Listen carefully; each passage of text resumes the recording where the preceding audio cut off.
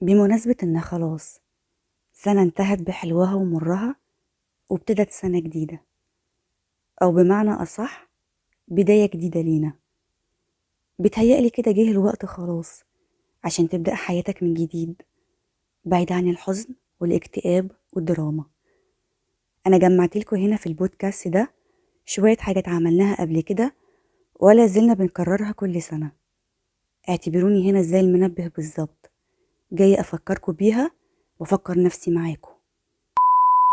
أنا مريم يسري، وده بودكاست صالح نفسك. واسأل نفسك مع شروق الشمس: متى ستشرق أنت؟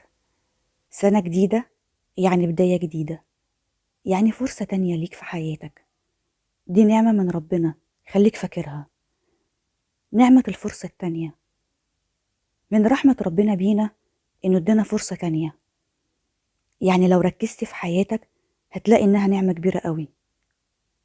كم المواقف والأحداث اللي حصلت لك في حياتك وربنا أنعم عليك بالفرصة التانية، زي مثلا التوبة والرجوع لربنا بعد الذنب، الشفاء بعد المرض، الحب مرة تانية بعد الخذلان، وأمثلة تانية كتير عن الفرص اللي ربنا بيرزقنا بيها في حياتنا.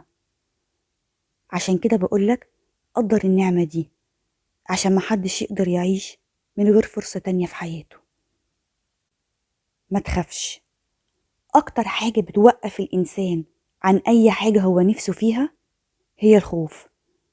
الخوف من التجربة، الخوف من الكلام، أو حتى الخوف من التعبير عن نفسك. فخلي بالك، الخوف ده عدو ذكي جدا، لأنه بيقدر يكبر ويعظم الإحساس والشعور ده جوه مخك وجوه نفسك. عشان كده عرض نفسك لأكتر حاجة انت بتخاف منها. كل مرة هتجرب حاجة انت خايف منها هتلاقي ان الخوف ما بقاش ليه سلطة عليك. وزي ما بيقولوا، اللي تخاف منه ما يجيش أحسن منه.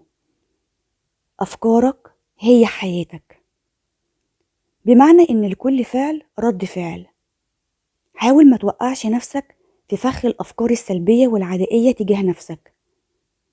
الأفكار اللي بتشجعك على إنك تشوف نفسك أوحش شخص في الكون، أو إنك تكره نفسك، أو إنها تحسسك إنك ما تستحقش أي حاجة حلوة، أو إن حظك قليل وإنك نحس مثلا، أو إنها تشجعك إنها تبعدك عن الناس وتخليك منطوي. حاول تجاهد نفسك في إنك تحول الأفكار السلبية والعدائية دي لأفكار إيجابية. النقطة دي أنا شايفة إن هي بتكمل النقطة اللي قبلها، وهي إنك تحوط نفسك بناس مستقرة نفسيا، ناس شبه روحك ما يسرقوش طاقتك، ناس دايما بتشاور لك على الحلو اللي فيك، بتديك طاقة إيجابية لما تحتاجهم. تلاقيهم ناس بترتاح معاهم وتحس إنك على طبيعتك جدا. دبس نفسك، زي ما سمعت كده، دبس نفسك. بمعنى إنك لو فضلت مستني الوقت المناسب يجي، فحب أطمنك وأقولك إنه مش هيجي. عشان كده بقولك ورط نفسك، وهتلاقي نفسك ماشي كويس جدا في الطريق اللي كنت خايف منه. اعرف نفسك الحقيقية عايزة ايه بالظبط. نفسك الحقيقية هي اللي مكملة معاك، هي شخصيتك الحقيقية من غير أي مسقات أو قناع. هي روحك وتلقائيتك. يعني شوف انت بتحب ايه أصلا، ايه هو شغفك، ايه هو هواياتك، ايه هي أكتر حاجة لو فضلت تشتغل فيها من غير مقابل مادي والوقت طويل جدا من غير ما تزهق، هيبقى على قلبك زي العسل. اعرف انك كل ما تعيش حياتك وانت مش متسق مع نفسك الحقيقية، كل ما هيبقى فيه شعور جواك بانك عايز تهرب. اعظم تحدي تقابله هو ان تكون نفسك انت وسط عالم يحاول فيه الجميع ان يجعله منك شخصا اخر. اتعلم من التجربة.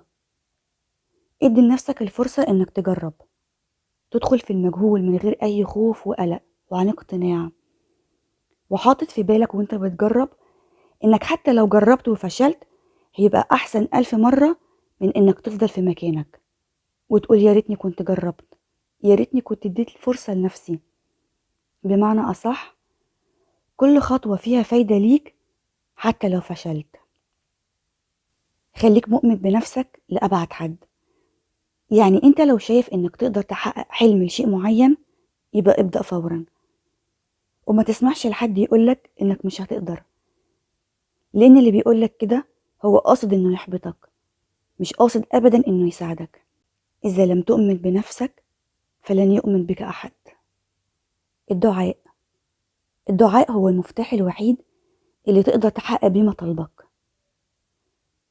عشان كده بقولك الزم الدعاء بيقين حتى لو اتأخرت الإجابة، وخليك عارف إن ربنا سمعك وهو السميع القريب، وإن الإجابة هتيجي في الوقت اللي يقدره العليم الخبير. وما بعد ساعة الصبر إلا جبر لقلبك. آخر حاجة بقى، الحب. دايما كنت بشوف علاج أي حاجة في الكون هي الحب.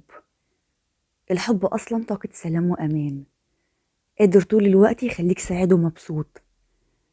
وأكتر حد محتاج للطاقة دي هو أنت، بمعنى إنك تحب نفسك وتعاملها كأنها أغلى شيء في حياتك.